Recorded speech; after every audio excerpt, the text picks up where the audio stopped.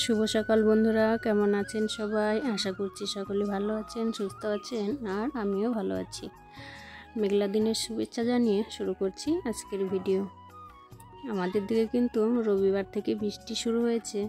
বৃষ্টি আর থামার নাম নেই, বৃষ্টি হয়েই চলেছে। তো বৃষ্টির মধ্যেই বাসি কাজগুলো করা হয়েছে। এখন চলে এসেছি রান্না করতে।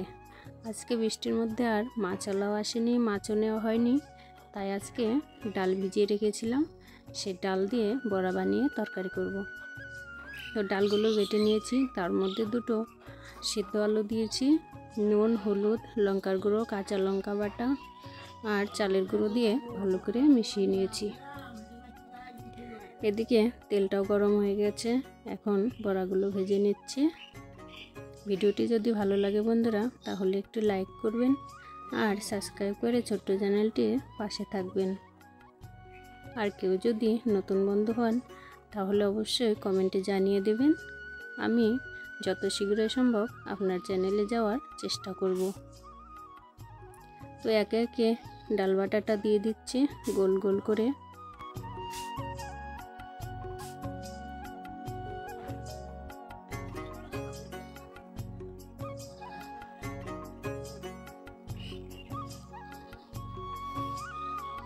তো এক পিঠ হয়ে গেছে, বড়াগুলো এখন উল্টিয়ে দেব।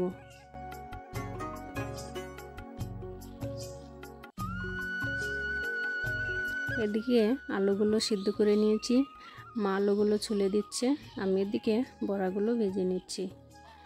আর এদিকে বৃষ্টি হয়ে চলেছে, তো এই খোলা বড়াটা উঠিয়ে তারপরে আর এক খোলা বড়া হবে, সেটা ভাজতে ভাজতে আপনাদেরকে দেখিয়ে দেবো কেমন বৃষ্টি হচ্ছে।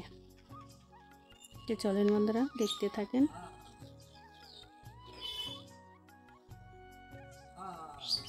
তো বড়াগুলো আমি লাল লাল করে ভেজে নিয়েছি, এখন বড়াগুলো তুলে নেব। তুলে নিয়ে তারপরে আর এক খোলা বড়া হবে, সেটা ভেজে নেব। তো চলুন বড়াগুলো তুলে নিই।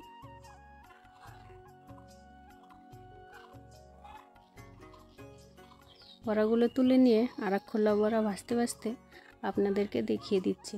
দেখেন সকালবেলায় কেমন বৃষ্টি হচ্ছে, চারিদিকে পুরো অন্ধকার। রান্নাঘরে কারেন্ট জ্বালিয়ে তারপরে রান্না করতে হচ্ছে, একেবারেই অন্ধকার হয়ে গেছে।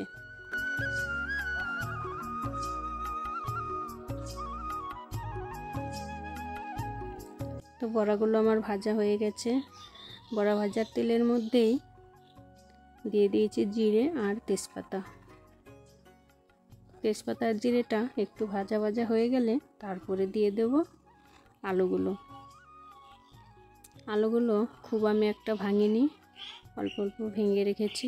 এখন দিয়ে দেব লবণ। লবণ দিয়ে কিছুক্ষণ নাড়াচাড়া করে তারপরে হলুদটা দেব।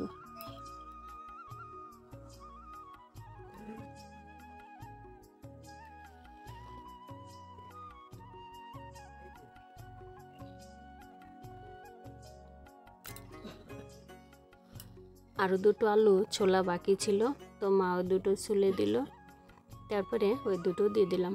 ওই দুটো আর ভেঙে দেব না, ওইভাবেই গোটা গোটা থাকবে। আর রসা তরকারির মধ্যে গোটা গোটা আলু কিন্তু খেতে খুব ভালো লাগে। তো কার কেমন লাগে জানাবেন। আর হলুদটা দিয়ে দিয়েছি, এখন একটু লঙ্কার গুঁড়ো দিয়ে দেব।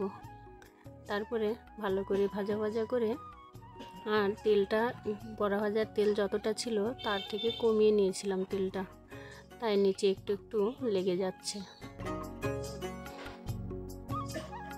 তো যাই হোক, আলুটা আমার ভাজা হয়ে গেছে, এখন ঝোল দিয়ে দেব।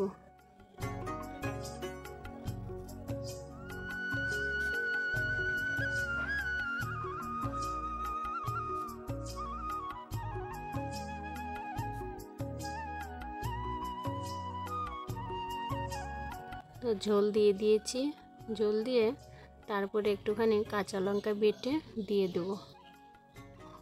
ও কাঁচা লঙ্কা বাটাটা আমি অফ ক্যামেরাতে দিয়ে দিয়েছি, আর তরকারিটাও ফুটে উঠেছে। এখন একটুখানি ধনে গুঁড়ো দিয়ে দিলাম, আর বড়াগুলো এখন ছেড়ে দেব।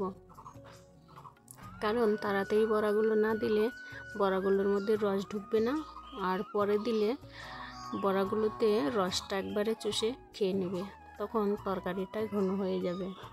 তো যাই হোক, অনেকক্ষণ ফুটিয়ে নিয়েই তরকারিটা আমার হয়ে গেছে। এখন ভাজা জিরে গুঁড়ো দিয়ে তরকারিটা নামিয়ে নিয়ে তারপরে আপনাদেরকে দেখাবো। রান্নাটা কেমন লাগলো বন্ধুরা অবশ্যই কিন্তু জানাবেন।